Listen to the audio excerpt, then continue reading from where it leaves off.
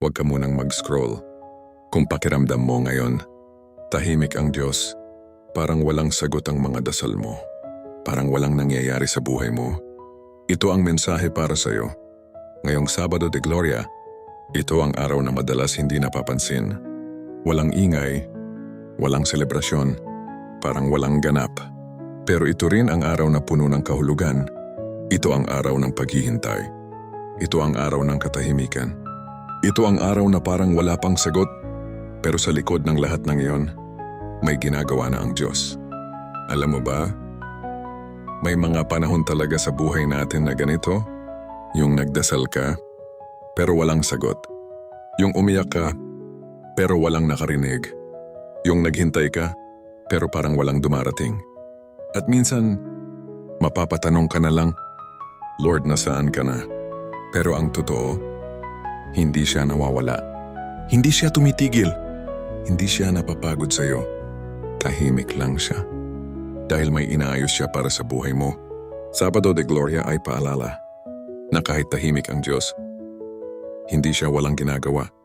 Minsan, ang pinakamalaking himala ay nangyayari sa katahimikan. Yung hindi mo nakikita, yun ang pinaka-importanteng ginagawa niya. Habang ikaw ay naghihintay, inaayos na niya ang mga bagay-bagay.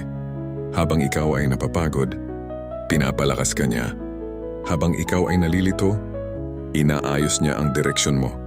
Kaya kung pakiramdam mo ngayon ay stuck ka, kung pakiramdam mo ay walang progress, huwag kang mawalan ng pag-asa. Hindi pa tapos ang kwento mo.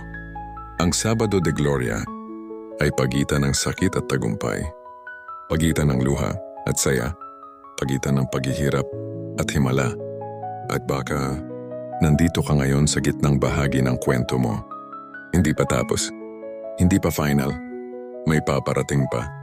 May binubuo pa ang Diyos, may himala pang darating. Kaya kapit ka lang. Kung pagod ka na, magpahinga ka muna pero huwag kang susuko. Kung naluluha ka, Umiyak ka lang pero huwag kang bibitaw. Kung nawawalan ka ng pag-asa, tumingin ka ulit sa Kanya. Dahil ang Diyos na tahimik ngayon, siya rin ang Diyos na kikilos sa tamang oras. At kapag dumating ang araw na iyon, maiintindihan mo kung bakit Kanya pinaghintay. Maiintindihan mo kung bakit hindi agad ibinigay. Maiintindihan mo kung bakit kailangan mong dumaan sa sakit. Dahil ang ibibigay niya sa'yo, masigit pa sa inaakala mo. Hindi Kanya iniwan, hindi Kanya pinabayaan, at hindi Kanya kakalimutan. Sabado de Gloria ay paalala na kahit tahimik ang Diyos, may himala ng paparating. Kaya kapit lang, malapit na. Kung naniniwala ka na may ginagawa ang Diyos kahit tahimik, i-comment mo Amen at i-share mo ito para may mapaalala ka ring iba ngayong Sabado de Gloria.